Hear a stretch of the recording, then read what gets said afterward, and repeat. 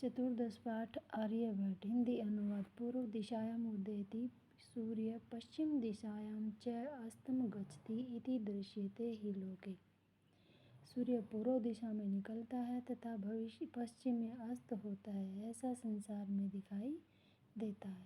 परने अनेन अबोध्यम् अस्ति यत् सूर्यो गतिशील इति, परंतु इसे यह भी नहीं समझना चाहिए कि सूर्य गतिशील है। सूर्यो अचल पृथ्वी च चला या सबकी अक्षय भ्रमन्ति इति संप्रतम सुस्थापित है सिद्धांत है।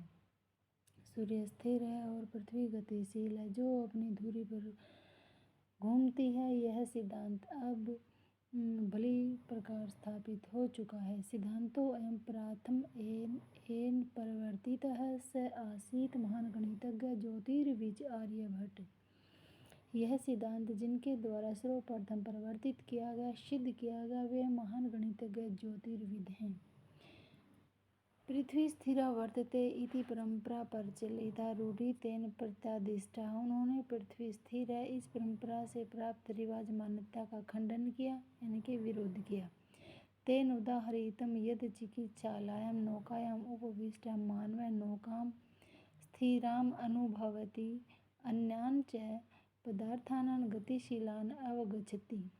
उन्होंने उदाहरण दिया कि चलती नौका पर बैठे हुए व्यक्ति को नौका स्थिर यानी कि रुकी हुई अनुभव होती है तथा अन्य पदार्थों को यह गतिशील समझा जाता है।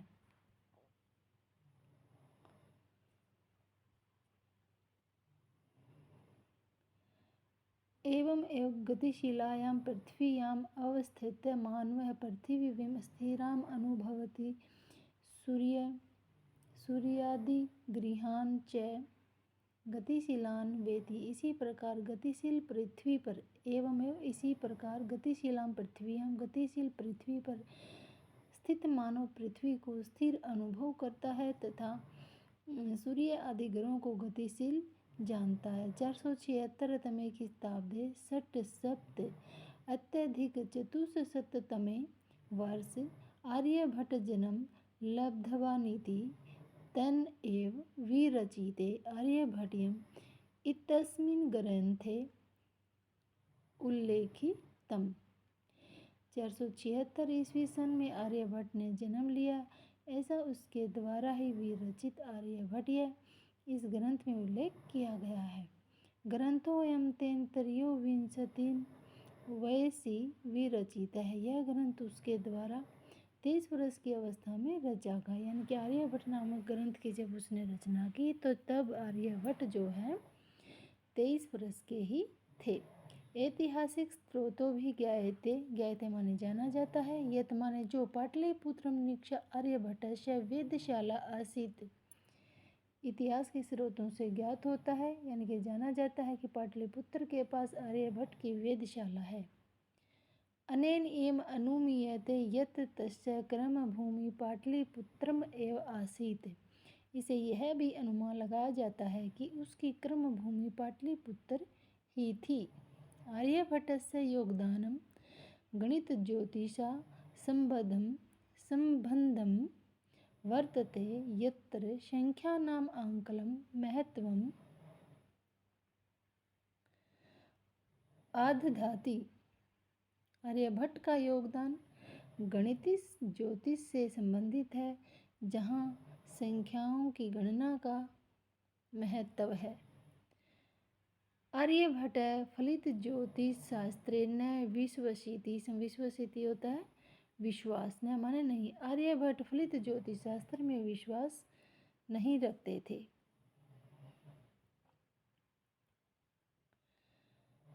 गणितीय पद्धत्या कृतम् आकलन आधारित एव तेन प्रतिपादितं यद् ग्रहणे राहु केतु नामकौ दानवौ न अस्ति कारणम्।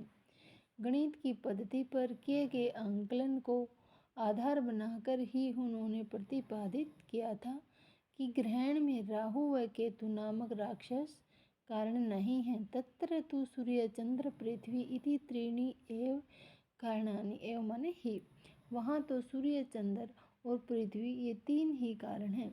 सूर्य परित भ्रमन्ते या पृथिव्या चंद्रस्य परिक्रमा पथेन संयोगाद ग्रहणम भवति।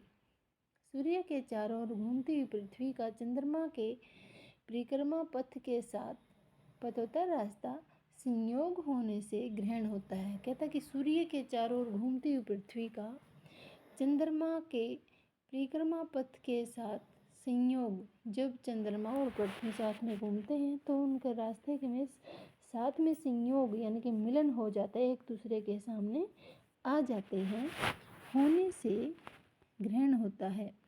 यदा पृथिव्यां छायापातेन चंद्रस्य प्रकाशः अवरुध्यते तथा चंद्रग्रहणं भवति। जब सूर्य की छाया पड़ने से चंद्रमा का प्रकाश रुक जाता है तब चंद्रग्रहण होता है। तथैव पृथ्वी सूर्यो मध्यसम आगतस्य चंद्रस्य छायापातेन सूर्यग्रहणं दृश्यते। उसी प्रकार पृथ्वी और सूर्य के मध्य आए हुए चंद्रमा की छाया पड़ने से सूर्य ग्रहण दिखाई देता है। समाजे नूतनानां विचाराणां स्वीकरणे प्राय सामान्य जनाः कठिन अनुभवन्ति। समाज में नए विचारों को स्वीकार करने में प्राय सामान्य लोग कठिनता का अनुभव करते हैं। भारतीय ज्योतिष शास्त्रे तथैव आर्यभट्टस्यापि विरोधः अभवत्। भारतीय ज्योतिष शास्त्र में उसी प्रकार आर्यभट्ट का विरोध हुआ। तस्य सिद्धांत उपेक्षिता, उनके सिद्धांतों की उपेक्षा की गई। सपंडितम अन्यानाम उपहासपात्रम जायते, वे अपने आप को विद्वान मानने वाले लोगों के मजाक का पात्र बने। पुनरअपि तस्य दृष्टि ही कालाति गामिनी दृष्टा, फिर भी उनकी दृष्टि समय को लांघने वाली दृष्टिगोचर है। आधुनिकै वैज्ञानिकै तस्मिन् तस्य च सिद्धान्ते सम आदर प्रकटति, आधुनिक वैज्ञानिकों ने उनके प्रति तथा उनके सिद्धांत के प्रति आदर प्रकट किया है। अस्मात् एव कारणात् अस्माकं प्रथम उपग्रहस्य नाम आर्यभट्ट इति कृतम्, इसी पर कारण से हमारे पहले उपग्रह का नाम आर्यभट्ट रखा गया। वस्तुतः भारतीय गणित परंपराया अथ च विज्ञान परंपराया असौ एव शिखर पुरुषः आसीत्। वास्तव में भारतीय गणित परंपरा तथा विज्ञान परंपरा के वे एक शिखर पुरुष थे।